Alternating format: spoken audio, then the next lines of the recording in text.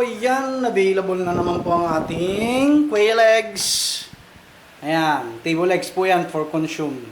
Para pang-consume to, no? Okay, so order lang po, PM lang po kayo sa akin. At marami tayong stock. Ayan, oh. Okay? Kalalabas ng puwerta ng inahin na pugo yan. Okay? Fresh na fresh. Okay? And ito pong fertile egg na to ay nabili na ng ating kabatch. Bayad na rin po. Okay? And meron pa po tayong available dito na 100 pieces. Yan, na fertile eggs. Pag hindi nyo yan kukunin, ilalagay ko sa incubator yan, men. Ha? Lalagay ko sa incubator yan. Okay. So ito, puno na po, no? Ayan, oh. Puno na ng quail eggs. Soon magiging sisiw na. Ito, puno na rin. Ayan, oh. Okay? So kung hindi nyo po kukunin yung fertile egg na 100 pieces at saka yung iitlog ng mga breeders natin ngayon, lalagay na po natin dito. Mamayang hapon yan, ililipat na natin po yan sisiw na yan, no? Asil Boston sweater, Asil Boston SBR Tornado Cross. Baka meron may nais, no? Ayan, no? Meron pa siya mga kapatid po doon. 3 sila kapipisa, no? Tapos isang lalaki na nasa scratch pen na, no? Tapos yung 2 yata nakawala, inahin yata yun, no? Available din. So yan, pupunuin din po natin yan ng quail egg po. Alright, ayan, no? Napisa siya dyan. Diyan na po yan napisa, no? Nag-stay lang po sila dito ng 2 araw yata, no? So, kasi dito sila nakalagay ng ilang linggo. 1 linggo yata. Tapos nilipat natin doon. Tapos naglagay tayo ng mga itlog ng pugo. Nilipat ulit natin dito na siya napisa. Alright? So, yung mga yan, puno na po ng quail fertile eggs po yan. So, sa May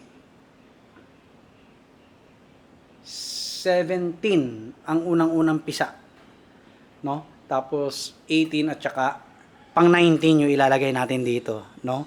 So yan po, no? Pupunuin na rin natin yan.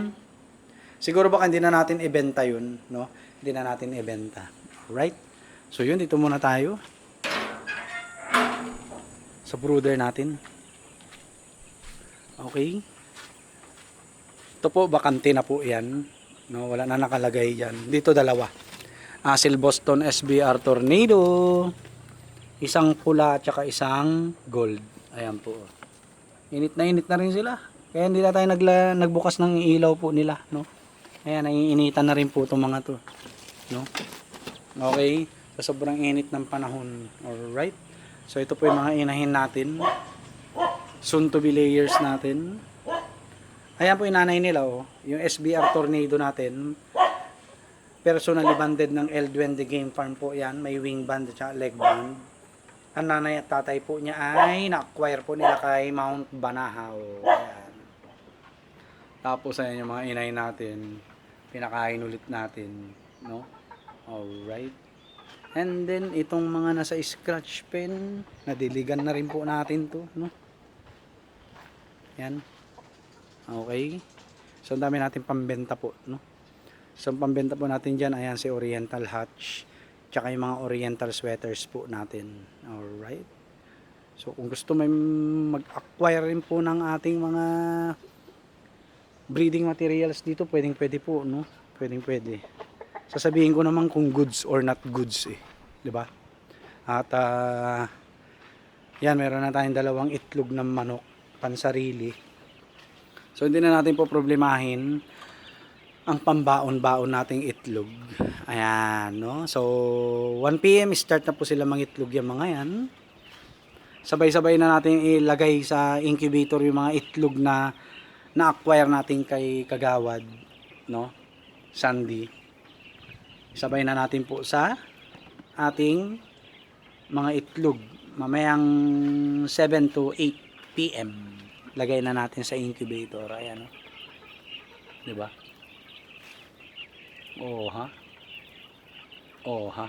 So marami tayong pasisiw po nitong May, no? At hopefully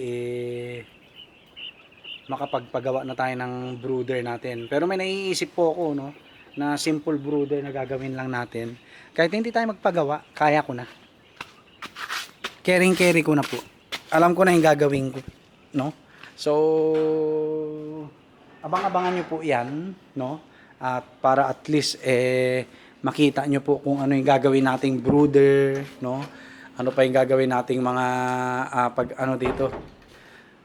pagko-convert, ayan, no? Abang-abangan nyo po. Dahil gagawin natin to conversion ng layer cage ng mga pugo po natin. Tapos ito, brooder.